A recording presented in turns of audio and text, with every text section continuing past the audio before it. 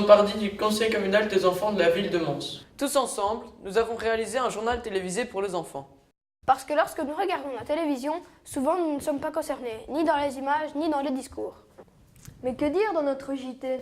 Il y a quelques années, Alexandre Seron du CNCD, le Centre national de la coopération et développement, Est venu nous sensibiliser sur les relations Nord-Sud. vous vous en souvenez? Oui, bien sûr, il nous a convaincus qu'en aidant le Sud, nous nous aidons nous-mêmes, par exemple pour la consommation d'eau. En évitant de gaspiller, nous économisons et nous faisons attention à l'eau qui manque en Afrique.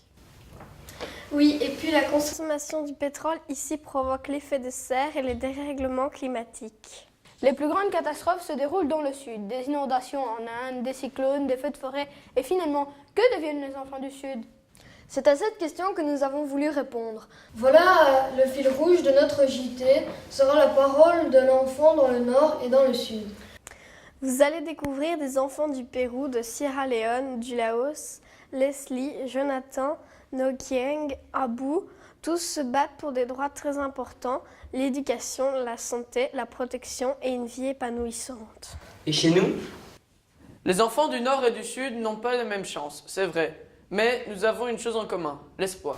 L'équipe rédactionnelle a aussi interviewé des enfants de l'école Achille Legrand sur leurs soucis de la cour de récréation.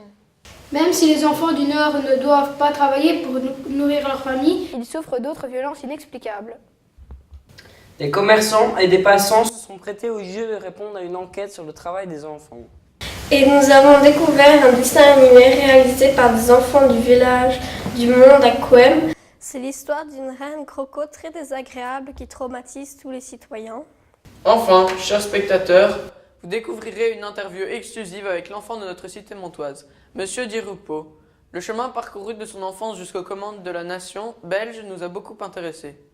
Car finalement, l'immigration italienne serait peut-être une des premières relations Nord-Sud, non? Bien sûr, attention, ce JT a été totalement réalisé par des enfants. Des questions aux enregistrements par caméra. Nous restons des amateurs qui veulent valoriser la parole des enfants dans le monde. alors bon visionnage.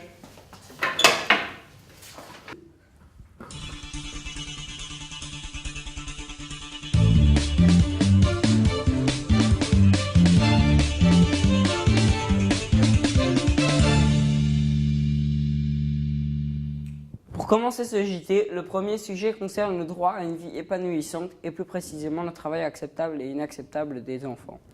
Combien d'enfants travaillent dans le monde, dans quelles conditions et pourquoi? Autant de questions que nous avons posées au Montois et les réponses ne sont pas celles que vous croyez. Regardez. D'après vous, combien d'enfants travaillent dans le monde? Combien? Beaucoup plus que ce que je n'imagine, certainement. Oui, dans les pays sous-développés, j'imagine aussi. Bonjour, combien d'enfants travaillent dans le monde? Dans le monde? Oh là là, mon Dieu, ça je ne saurais pas te dire, mon petit cœur. À mon avis, beaucoup, mais j'ai pas d'idée du chiffre exact. Oh, il y en a des milliers, hein. Il y en a des milliers, oui. Plusieurs millions. Malheureusement, trop. Il reste encore pas mal de pays où il n'y a pas de législation et les enfants ont besoin de travailler, les parents ont besoin de l'argent qu'ils ramènent pour vivre ensemble. Et bien, c'est bien dommage. Au lieu de ça, les enfants devraient aller à l'école et ils ne vont pas à l'école. Ils sont dans la rue parfois. Voilà, une bonne question. Déjà, je ne sais pas combien d'adultes travaillent dans le monde. Quand je vois toute l'Afrique et quand je vois toute l'Asie, c'est beaucoup, hein? Pour répondre à cette question, 215 millions, c'est-à-dire un enfant sur 6 dans le monde, selon Oxfam. C'est triste. À votre avis, quels enfants travaillent le plus, les petits garçons ou les petites filles? On fait travailler peut-être, je crois, plus les petites filles que les petits garçons. Les deux, s'il y a autant de petits enfants qui travaillent, je pense que c'est les deux. Les petites filles parce qu'elles ne vont pas à l'école. À mon avis, les filles, parce qu'on envoie les garçons à l'école et les filles, moins, elles doivent aider, elles doivent travailler à l'extérieur et en plus, elles doivent aider au ménage dans leur village ou dans leur maison. Donc, À votre avis, quels enfants travaillent le plus? Les petits garçons ou les petites filles? Les petites filles. Pourquoi? Parce que, pour moi, j'ai dit que les filles sont trop responsables. Ils disent sur leur travail, qu'ils donnent un coup de main pour la famille. Par rapport à des garçons... Bonne question. Je dirais les petits garçons. Pourquoi je sais pas. Peut-être là un peu plus de force, allez. En fait, c'est les petits garçons parce qu'ils sont plus robustes. Ah, voilà. Pour quel produit travaille la majorité des enfants? Les vêtements. Les chaussures, sûrement, enfin tout ce qui fait la grande consommation internationale. À mon avis, ils cousent des vêtements. Le textile, sûrement le textile. Dans le secteur textile, non? Non, pour le secteur agricole, le chocolat par exemple. Sérieux? Dans quelles conditions travaillent les enfants?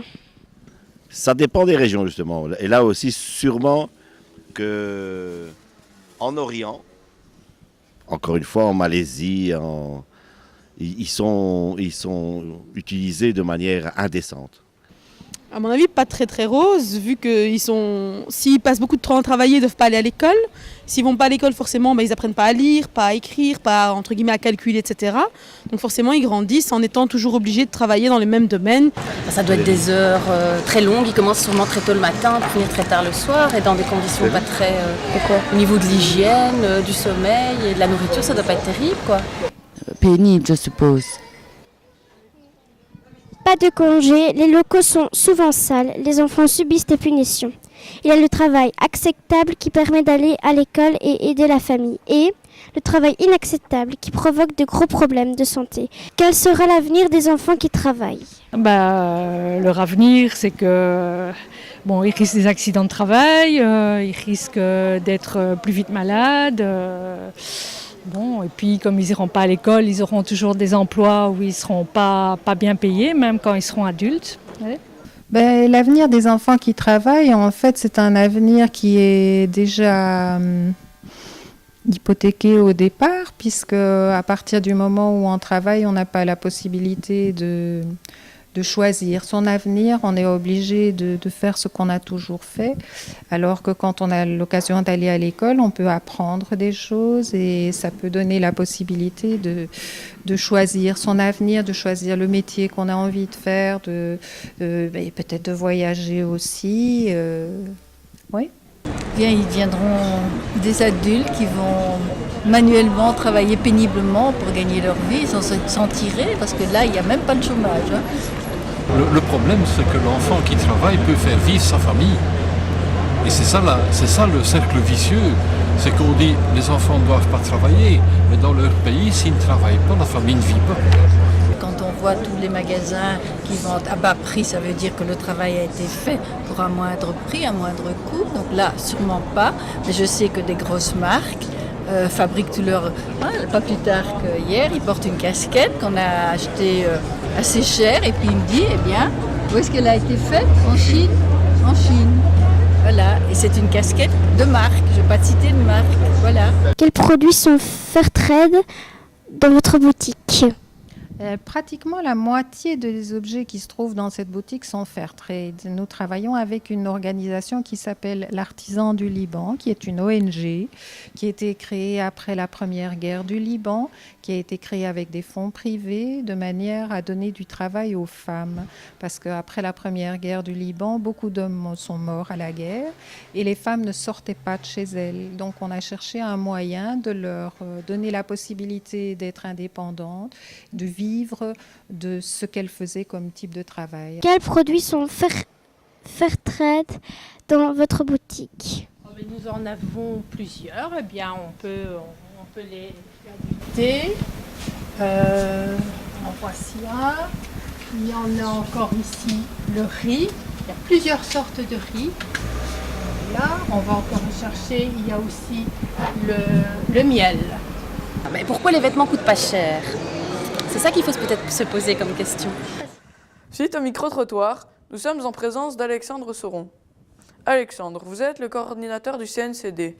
C'est quoi le CNCD et à quoi ça sert? Alors le CNCD, c'est le Centre national de coopération et développement. C'est une organisation non gouvernementale qui sert à aider les populations dans le Sud et à sensibiliser ici en Belgique et à Mons aux relations Nord-Sud. Comment imaginez-vous l'avenir du CNCD? L'avenir, on l'imagine avec plein d'initiatives comme la vôtre, avec plein de jeunes, et des très jeunes aussi, qui nous aident à faire passer un message de solidarité ou de relation nord-sud autour d'eux. Cette année, notre projet est de réaliser un JT sur les enfants dans le monde. Qu'en pensez-vous?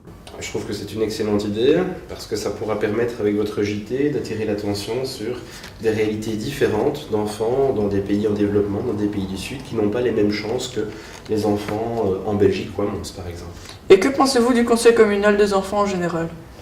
Je trouve que c'est une idée et une initiative assez originale, et quand je vois l'énergie que vous y mettez, je lui souhaite bon vent et j'espère que ça aura l'occasion de continuer.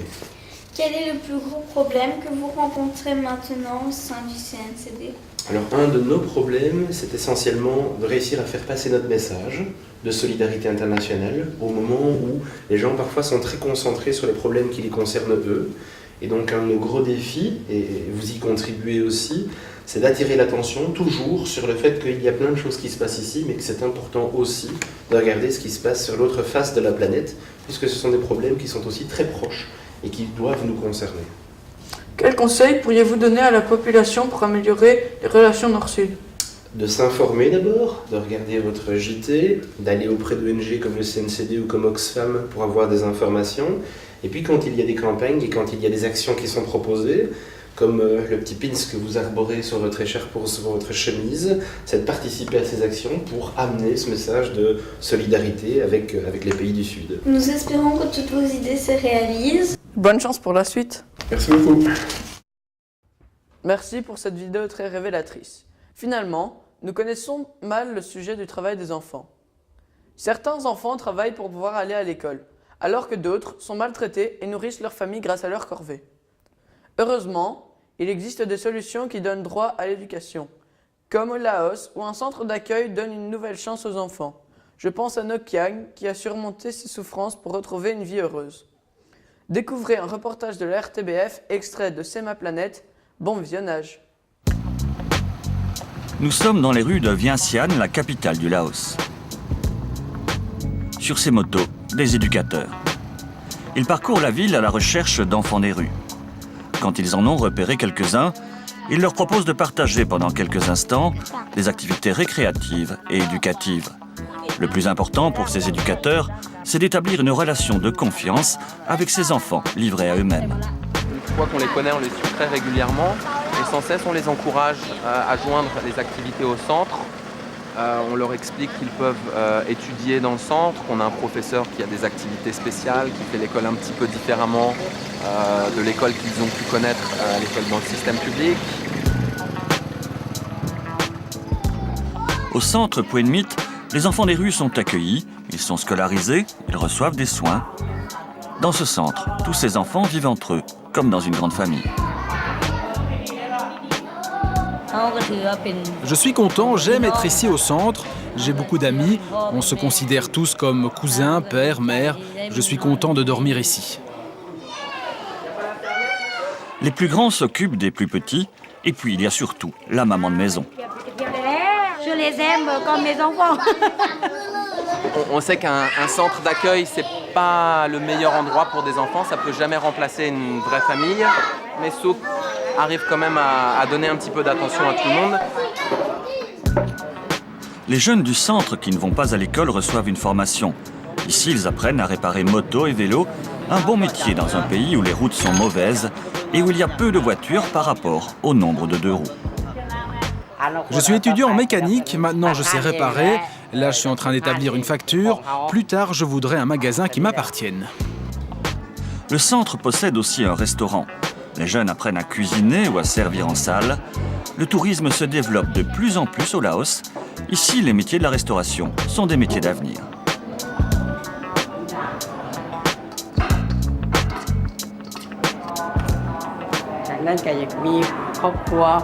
J'ai la chance de pouvoir suivre ces cours au restaurant.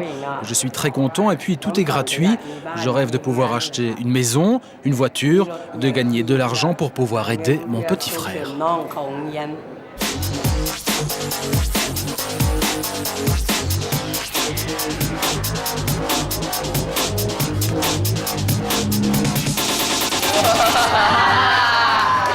Les enfants vivent comme dans une grande famille, mais l'objectif n'est pas qu'ils restent ici indéfiniment. Au contraire, on cherche à les réinsérer soit dans leur propre famille, soit dans une famille d'accueil. Nokyeng a vécu au centre plusieurs mois. Aujourd'hui, elle est retournée au village, elle habite chez son oncle. Elle essaye d'oublier l'époque où sa mère, toxicomane, l'obligeait à mendier pour pouvoir acheter de l'opium. On allait toujours mendier ensemble, maman et moi. Sinon, elle allait mendier toute seule. Si je ne gagnais rien, elle me battait. Mais si je ramenais de l'argent, elle ne me battait pas. Aujourd'hui, Nokyeng a retrouvé le chemin de l'école. Elle est même l'une des meilleures élèves de sa classe.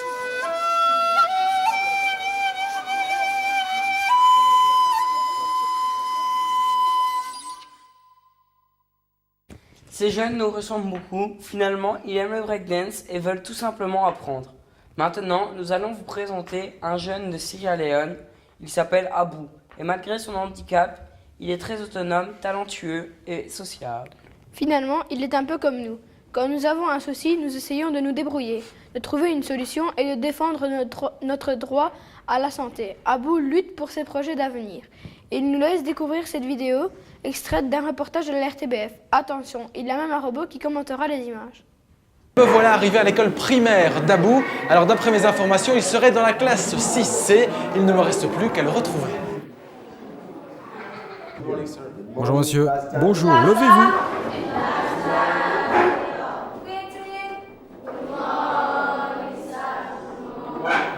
Bonjour à tous. Je m'appelle Christophe et je suis à la recherche d'Abou Bakar Kamara. Abou Bakar est assis là-bas. Bonjour Abou. Comment vas-tu? Oui, ça va. C'est quoi le cours que vous avez en ce moment? On a un cours de religion. Ben, je vais pas t'embêter plus longtemps, alors on va vous laisser terminer le cours et puis on se verra plus tard. Donc on va laisser Abou terminer son cours de religion et ensuite on le retrouvera chez lui. Abou a 17 ans, en principe il devrait terminer ses études secondaires, mais il n'a en fait qu'en 6e primaire. 2 raisons expliquent le retard qu'il a pris. Tout d'abord sa maladie, il est resté hospitalisé pendant 3 ans, ensuite il y a eu la guerre. Pendant la guerre, les enfants ne sont pas allés à l'école. Abou est rentré en première primaire à l'âge de 11 ans. Dans sa classe, ils sont nombreux à avoir 15, 16 ou 17 ans. L'année prochaine, il espère entrer en première secondaire. Il est plutôt bon élève, il est très curieux et puis super débrouillard. Vive le vent, vive le vendredi, l'école est finie. On va rejoindre Abou chez lui avec Christophe, son ami. Dis Abou, qu'est-ce que tu fais en ce moment? Je suis occupé à laver mon uniforme. C'est ton uniforme de l'école? Ouais, c'est l'uniforme de mon école primaire. En général, tu le laves tous les jours? Tous les week-ends. Ah, tous les week-ends. Exact. Ah, il sera propre pour lundi alors. Ouais, il me restera plus qu'à le mettre. Et je partirai à l'école. Alors pour qu'il soit bien propre, Abou lave toujours son uniforme 2 fois. Ensuite, il ira le faire sécher.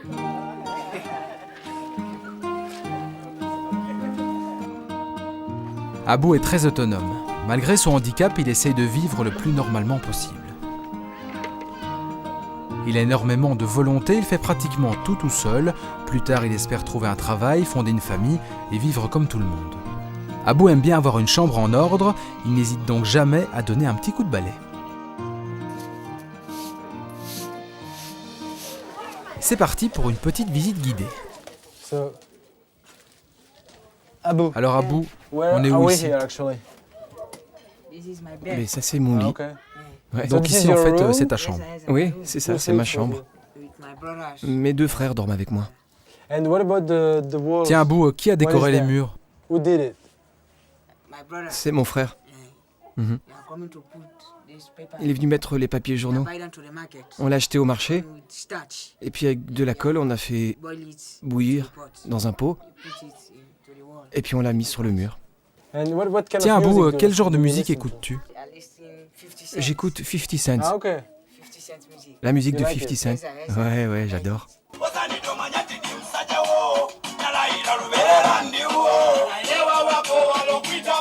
Je tiens à préciser que notre jeune compagnon Abou est soutenu par ses amis. Abou ne demande pas d'aide. Il ne veut pas qu'on fasse quelque chose à sa place. Il veut se débrouiller pour réaliser un maximum d'activités tout seul.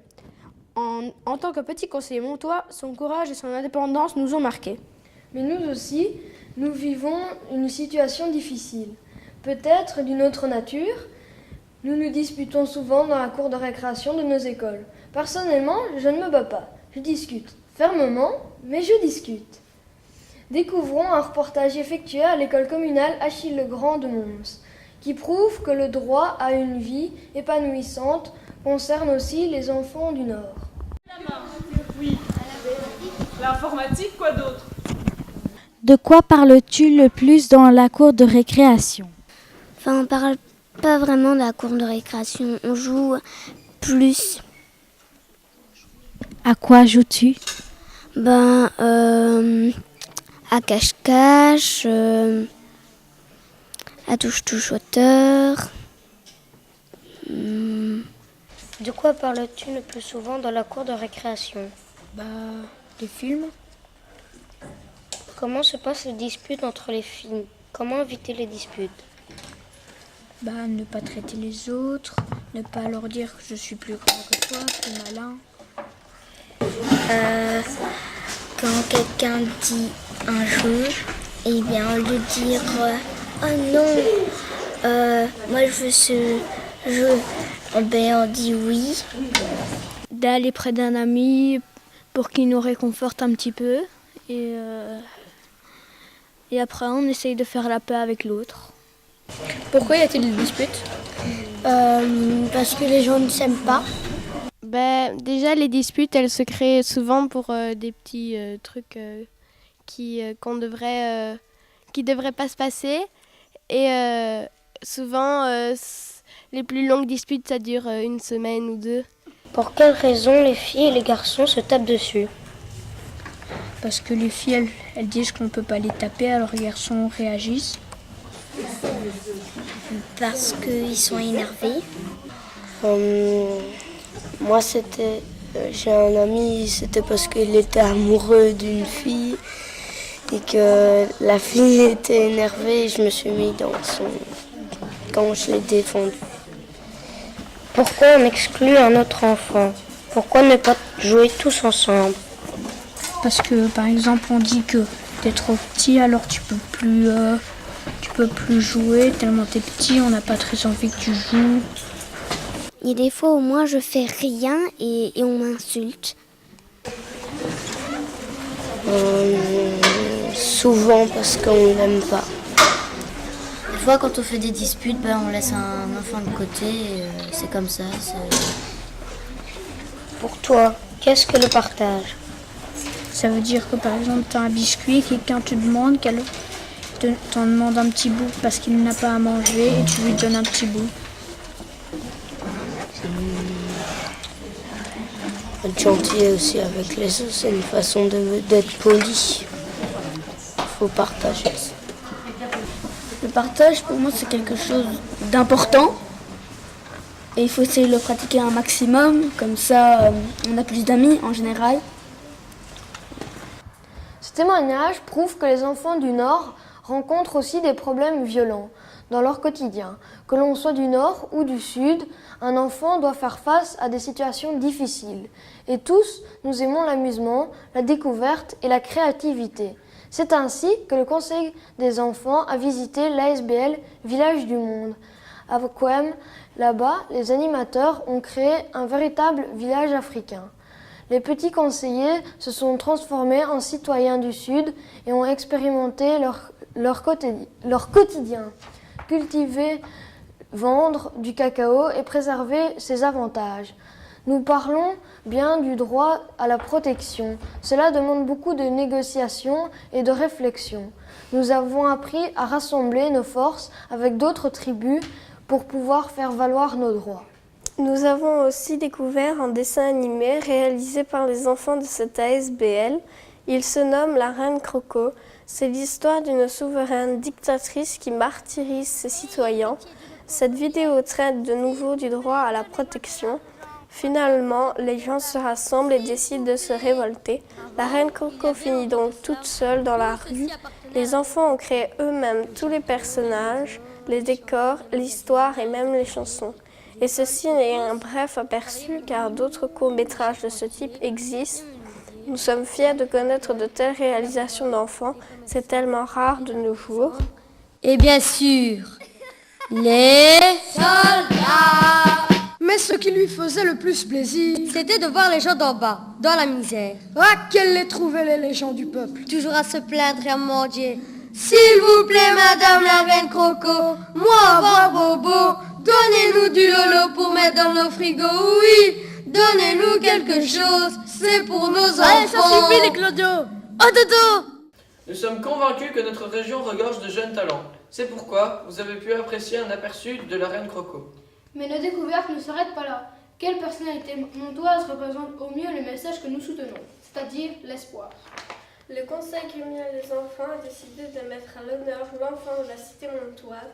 Il symbolise l'immigration italienne, les premiers liens entre le sud et le nord. Il a traité des sujets comme l'éducation, la santé, la protection et l'épanouissement individuel.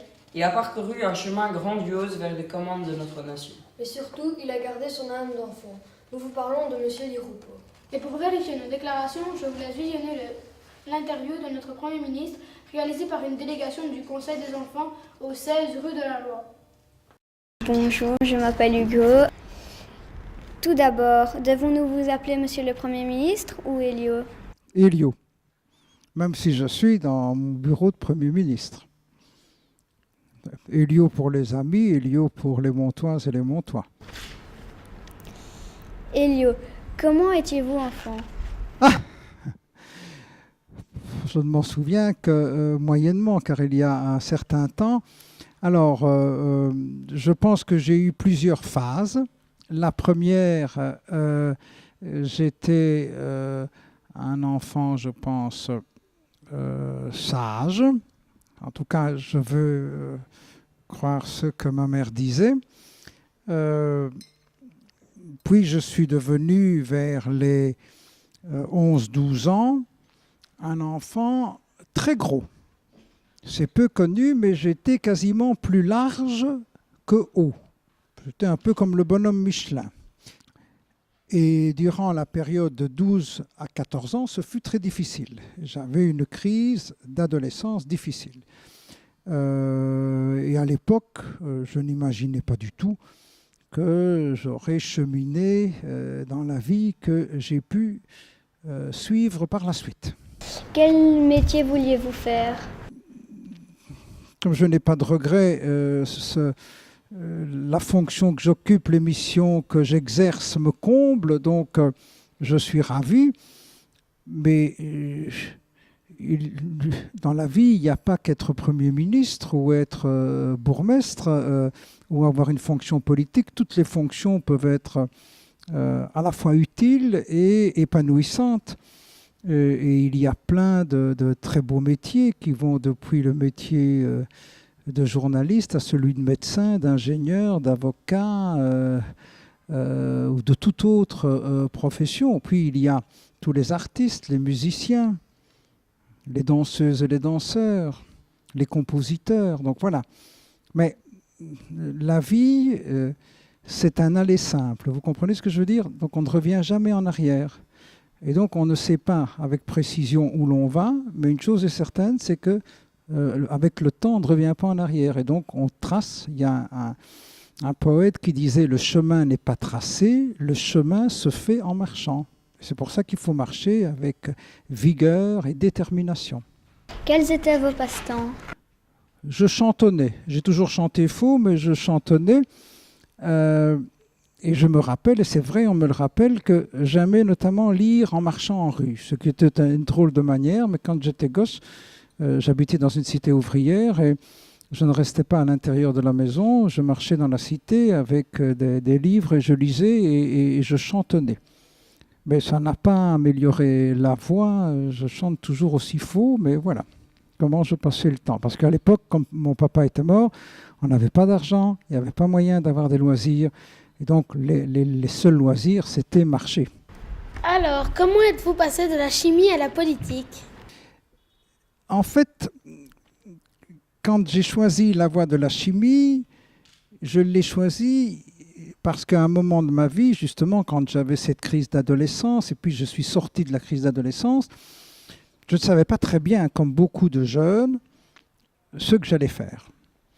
Mais je voulais faire quelque chose de chouette, de bien, d'intéressant. Et à l'époque, il y avait des affiches dans ma commune de l'époque, qui était Morlanoué. Je suis né à Morlanoué.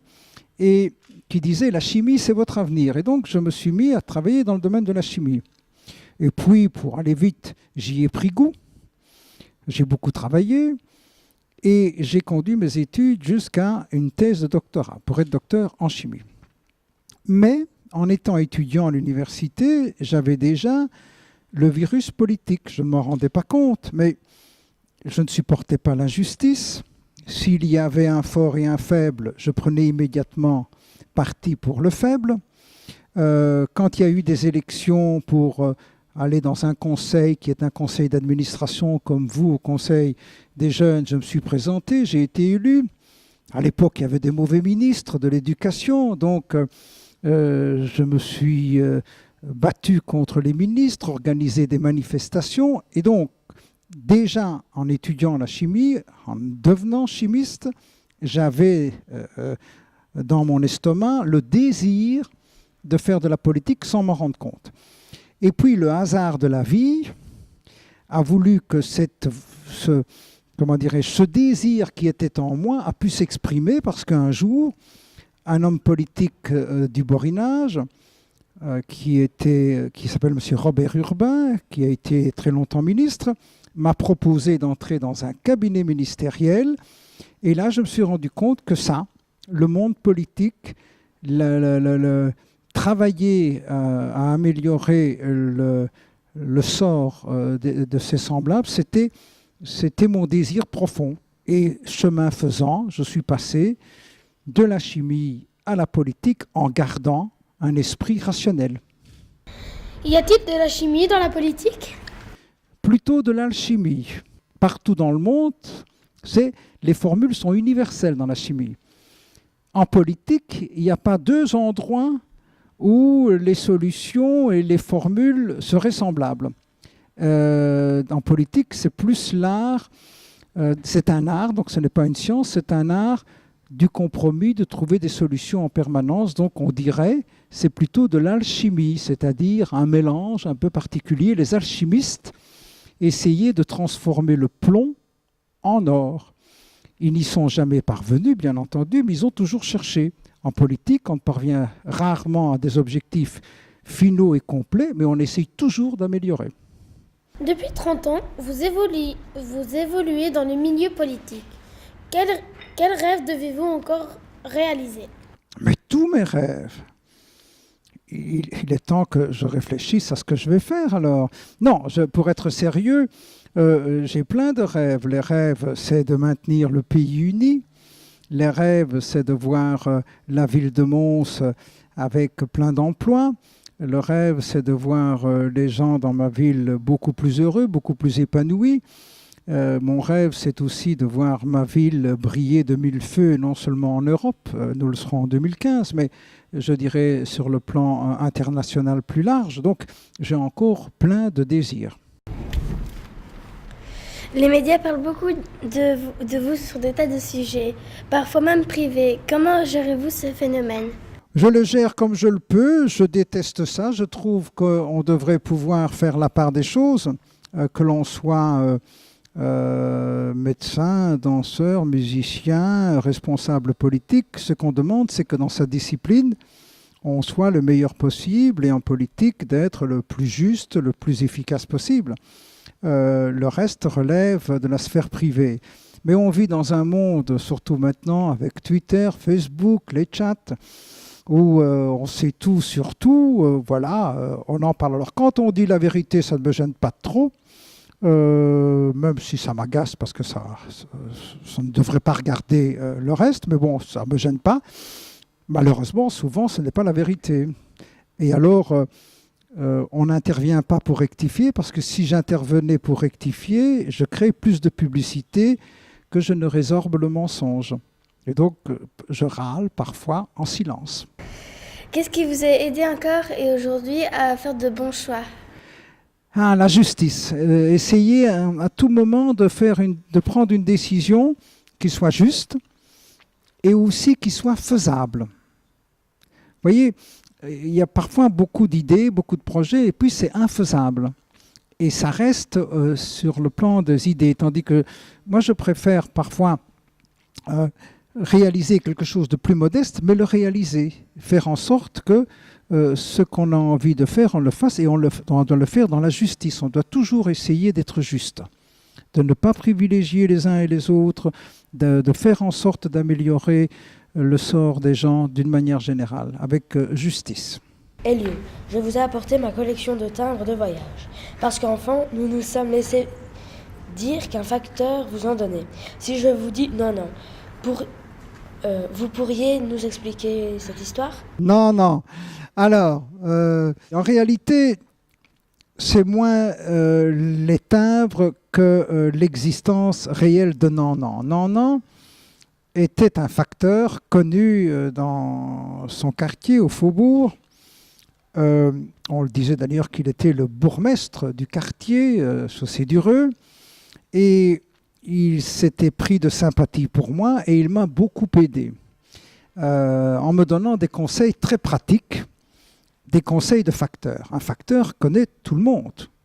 Il sait, madame un tel, monsieur un tel, il y a des enfants, là il n'y a pas d'enfants, là il y a tel besoin, etc. Et donc il m'a beaucoup aidé. Et puis j'avais aussi beaucoup d'adversaires. Bon, j'en ai encore beaucoup, mais à l'époque, j'étais moins connu et moins installé politiquement, donc j'étais beaucoup plus vulnérable. Et j'étais attaqué, et du fait qu'il était facteur et le meilleur du quartier, me protégeait, et il a dit, on les écoute nier, on va faire vos permanences au bistrot, tu viens avec moi. Et on est allé au bistrot et on a tenu des permanences. Et c'est comme ça que j'ai tenu durant des années des permanences au bistrot, au nez, à la barbe de mes adversaires. Et s'asseyait à côté de moi, il n'y en avait pas un qui bronchait, je recevais les gens, je les écoutais et je travaillais pour ces personnes protégées par le facteur. Voilà. Vous restez très attentif aux projets menés par et pour les enfants. Par exemple, vous avez créé une fondation pour des enfants orphelins. À quoi sert-elle? Ah, ça c'est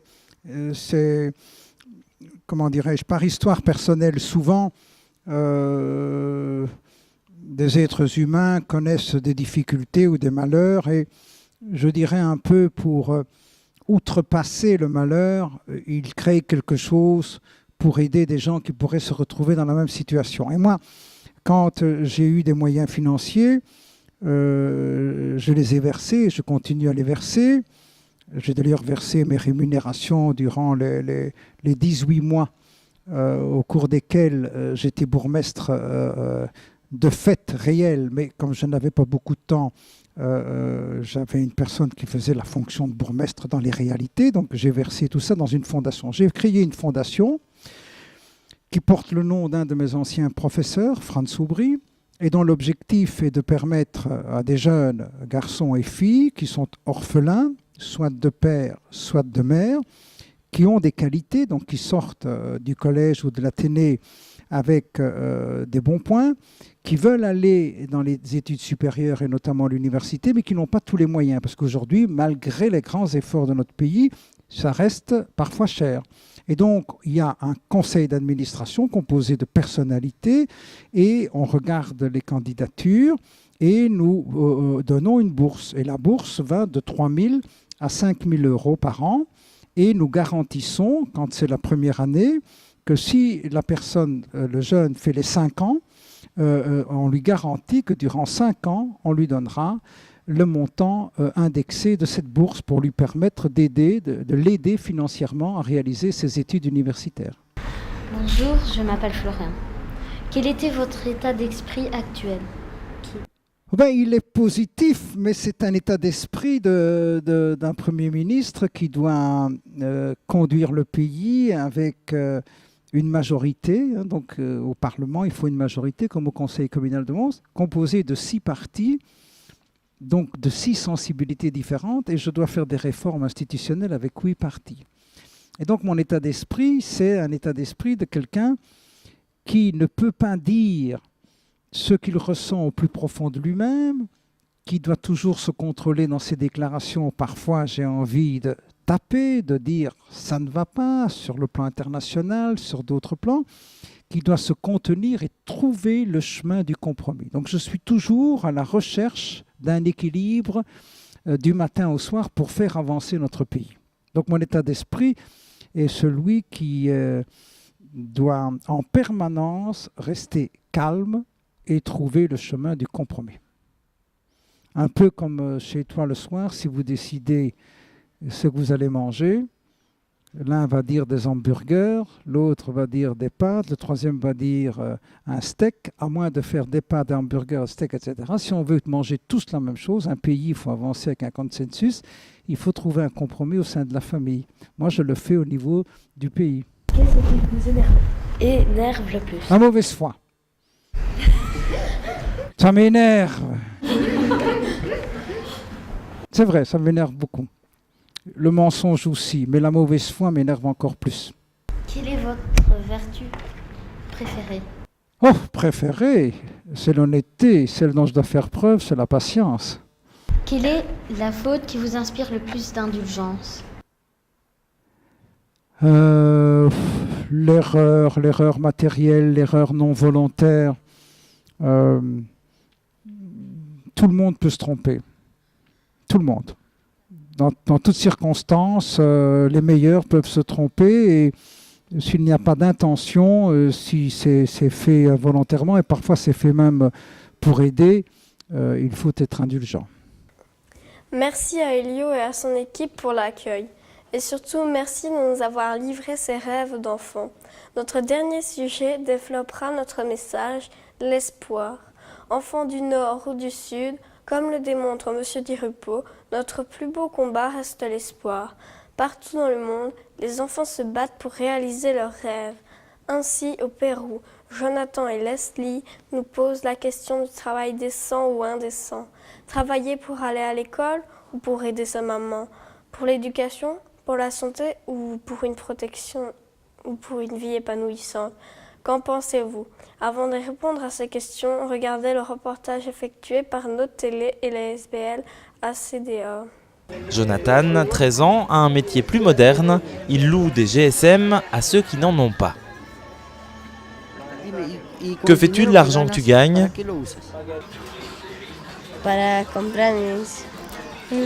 J'achète des fournitures scolaires, des vêtements et je mange ce que j'ai envie.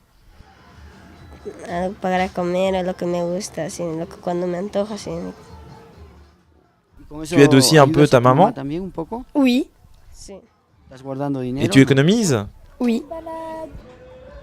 Un peu plus loin, Leslie, 7 ans, travaille dans le tourisme. Après l'école ou le week-end, elle se fait photographier avec des gens à côté de ce joli lama qui ne lui appartient pas. Combien tu gagnes en une journée?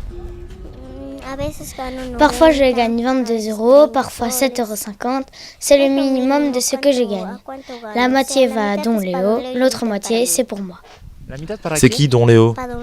C'est le propriétaire du lama. Et ta moitié revient à ta maman? Oui, car je dois l'aider pour soigner ma sœur qui souffre du ventre. Qu'est-ce que tu penses de la vie de ces enfants qui travaillent?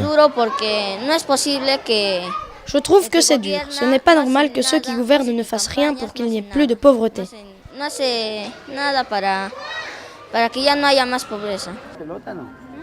Les enfants travailleurs, Roberto les connaît bien. Il a lui-même travaillé dès l'âge de 6 ans à la mine, dans la rue ou encore dans un minibus.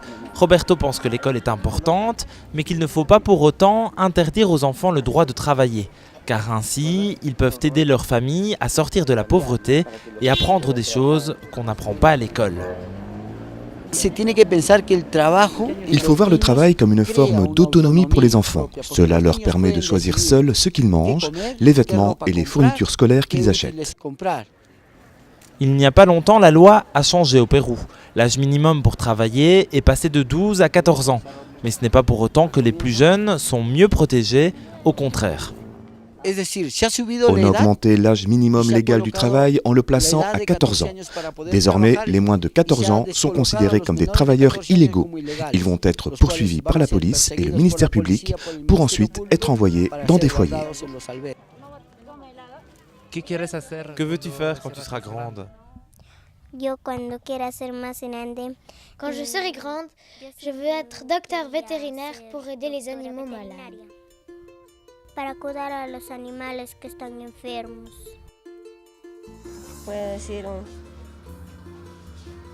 Je veux écrire des contes.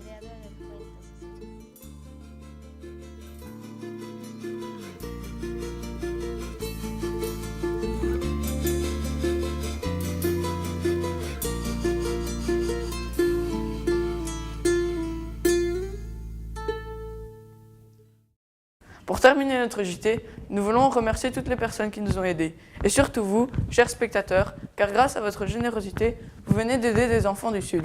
Au revoir et merci.